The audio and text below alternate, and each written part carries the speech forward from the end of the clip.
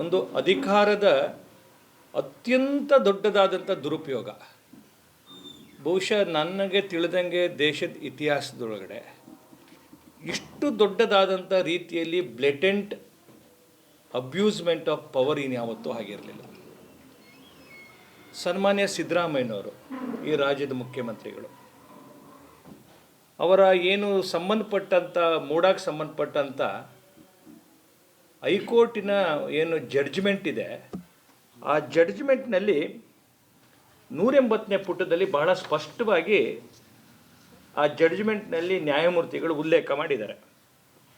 Therefore the merely because of the wife of the petitioner has indulged in all the act, illegal or legal, the petitioner cannot be said to be a completely ignorant of what it happens in the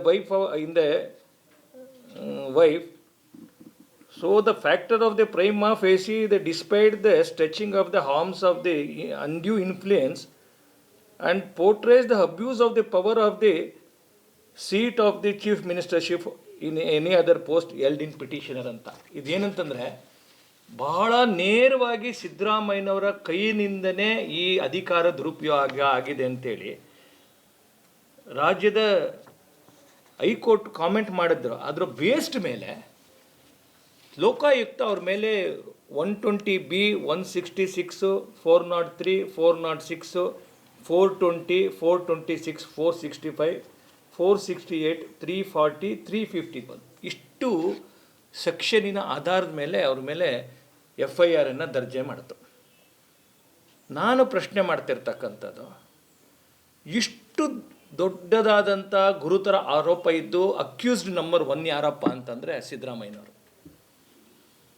ನಾನು ಕೇಳ್ತೀನಿ, ಲೋಕಾಯುಕ್ತಗೆ ಈ ದೇಶದಲ್ಲಿ ಈ ಥರ accused ಆದವ್ರನ್ನ ಈ ಥರ ರಾಜಾರೋಷವಾಗಿ ಓಡಾಡೋಕ್ಕೆ ಅವಕಾಶ ಉಂಟ? ಯಾಕೆ ಲೋಕಾಯುಕ್ತ ಅವರನ್ನು ಬಂಧನ ಮಾಡಲಿಲ್ಲ? ತಾವು ಇಡೀ ಪ್ರಕರಣವನ್ನು ತಾವು ನೋಡಿದ್ದೀರಿ. ನೀವು ಲೋಕಾಯುಕ್ತ ಅವರ TPಯನ್ನು ನೀವು ಗಮನಿಸಿರ್ಬೋದು. TP ಒಳಗಡೆ ಫಿಕ್ಸ್ ಆಗಿಬಿಟ್ಟಿತ್ತು. ಅವರು ಮೈಸೂರಿಗೆ ಬರ್ತಾರೆ 10 ಗಂಟೆಗೆ, 10ರಿಂದ 11 ಗಂಟೆ, 11 ಗಂಟೆ ಆದಮೇಲೆ 12:30 ಚನ್ನಪಟ್ಟಣ ಚುನಾವಣೆ ಅಂತೇಳಿ. ಒಂದು ತನಿಖೆ ಇನ್ವೆಸ್ಟಿಗೇಷನ್ ಆಫೀಸರ್ಗೆ, IOಗೆ ಇಷ್ಟೇ ಸಮಯ ಸಾಕು ಅಂತ ಅನ್ಸುತ್ತಾ?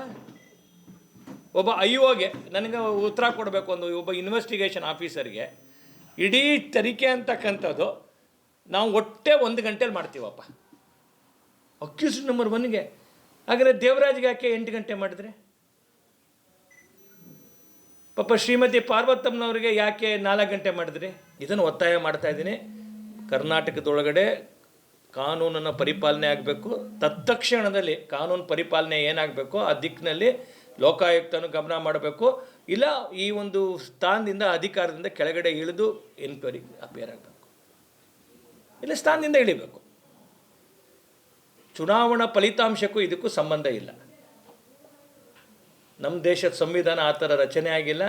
ಆರೋಪಿ ಆರೋಪಿನೇ, ಆಪಾದಿತ ಆಪಾದಿತನೇ. ಎಲ್ಲಿ ತನಕ ಕಾನೂನಿನ ಇದರಿಂದ ಮುಕ್ತ ಆಗಲ್ಲ ಅಲ್ಲಿ ತನಕ ಅವ್ರು ಆರೋಪಿನೇ.